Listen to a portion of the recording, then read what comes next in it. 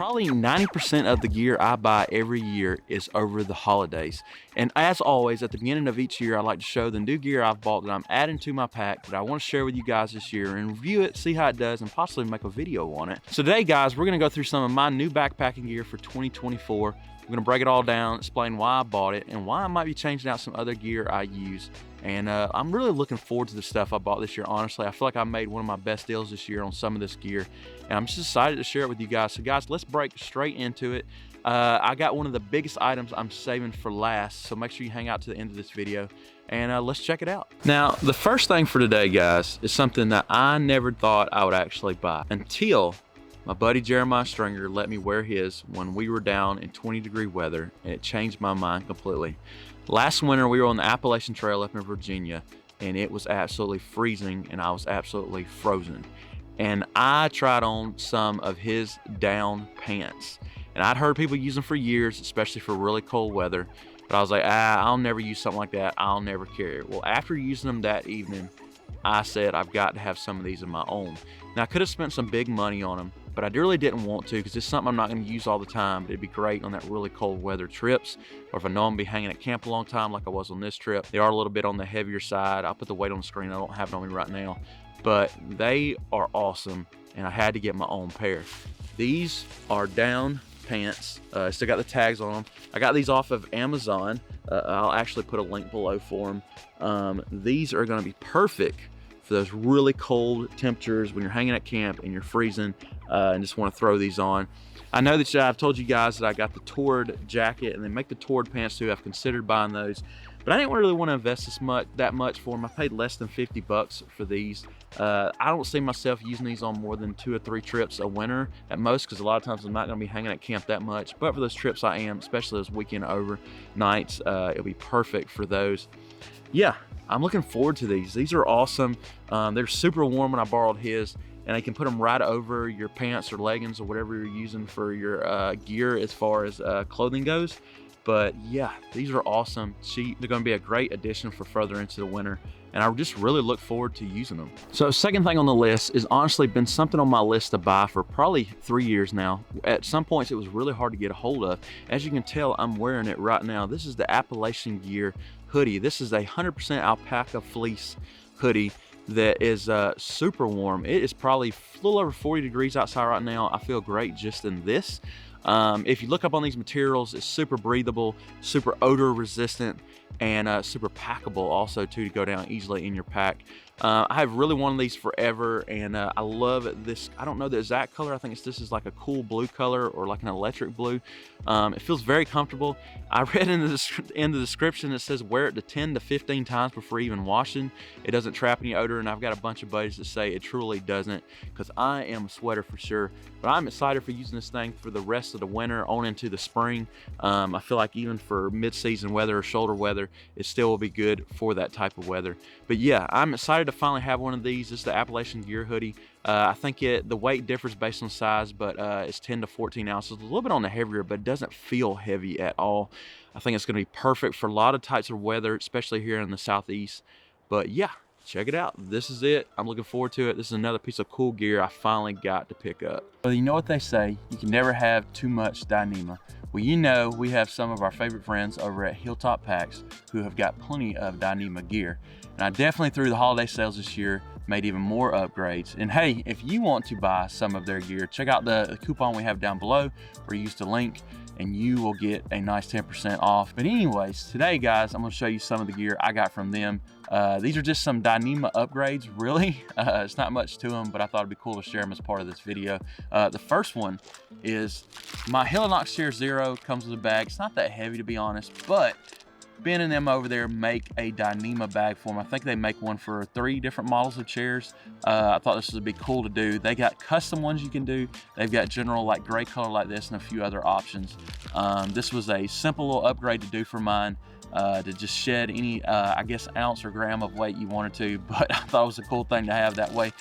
I keep my heavy chair in there, but at least my bag that comes in is not carrying a bunch of the weight. Second thing on the list, now I've been wanting to buy one of these for a long time. I think there's a couple other gear companies that make these too, but this is a Dyema totes pot bag holder, I guess, for it.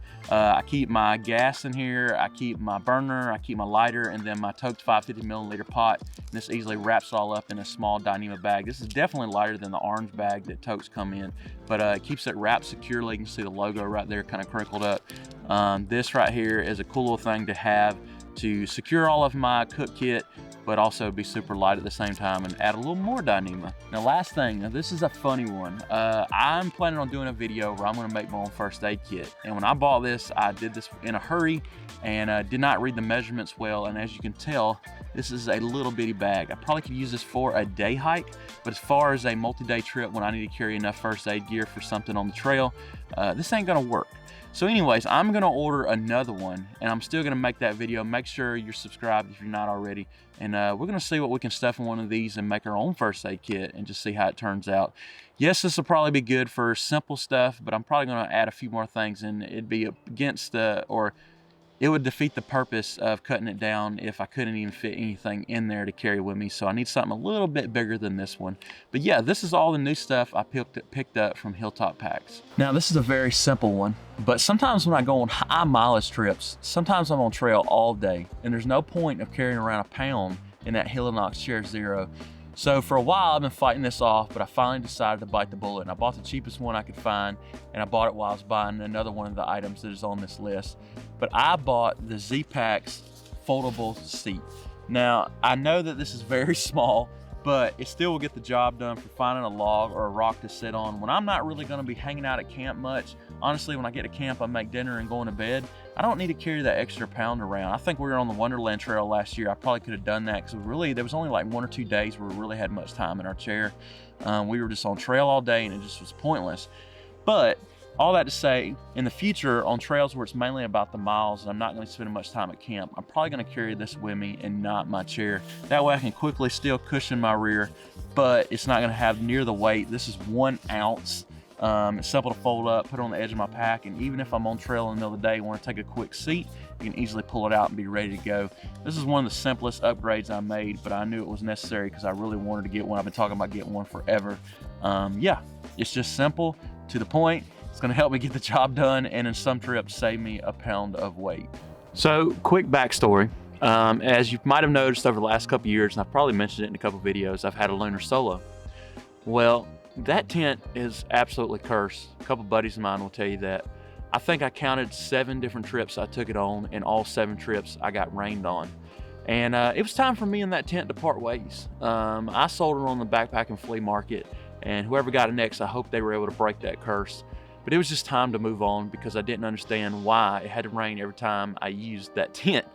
So yeah, all that to say, I wanted another single person tent, and I know I have the Durson X-Mid. I love that tent. It's perfect for trips where I need extra room or when Rachel's going with me. But I wanted something to carry with me too that was even lighter. That was also a really good tent for just solo trips when I'm by myself. And I don't need a lot of room, and it still has a vestibule. So a lot of buddies have this tent. I asked a lot of questions. My buddy Crow has one and he loves it. And I just finally pulled the trigger on one, and I bought the Z-Packs Plex Solo. This tent is right under 14 ounces without stakes. This is one of the lightest tents I believe there is out there. Still gives you plenty enough room, got a vestibule in it. The only downside is I need like 15 stakes, I think, to get it right with all the different pullouts on it and everything. But I think it's 8 to 10, honestly, but it is a significant amount of stakes. But I am really excited to use this tent this year. I got a really big trip, long trip coming this summer, and I'm planning to use it on that trip too. That was really what the biggest investment was for this. This is a very expensive tent. I saved for months to buy this tent over the last year, and I'm really looking forward to using it. It has not been out of this bag yet. And this is probably my biggest thing I was excited about buying, and I can't wait to share it with you guys and use it this year. And really look forward to bringing it on along with some great trips and just pinch every bit of weight I can and add that final new Dyema to my tent, or to my pack, not my tent. But yeah, guys, this is my final piece of gear. I can't wait to use it. And if you want me to talk more about it later in some videos, make sure to leave it in the comments. Guys, thanks again for watching this video. Make sure to comment below if you got new gear you bought over the holidays, or you got new gear you're gonna be trying out this year. I would love to hear about it in the comments. I have saved for a lot of this gear, and I know that I try to advise everybody that's trying to buy backpacking gear, as some of this stuff can be really expensive, to wait for the holidays if you can, because you can catch some of the best deals on them. Guys, I hope you enjoyed this video. As always, we appreciate your support, and we will see you soon.